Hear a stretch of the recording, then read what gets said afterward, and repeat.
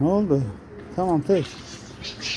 Ya gel ya arkadaş, senin yemeğin burada. Sen niye kavga ediyorsun onlarla?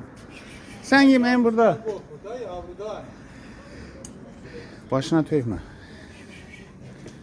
Heh.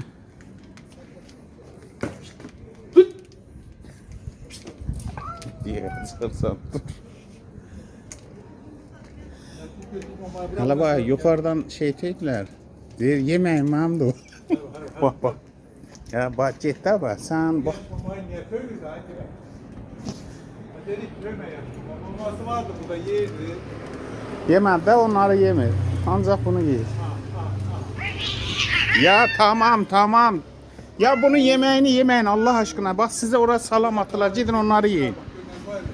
Tamam geç ye. Sen geç ye. Tamam sen ye. Ne yemeği? Bu mu diyor? Kokunu aldı onu yedi ha. Kokunu aldı onu yedi. Ben yaptım bir şey.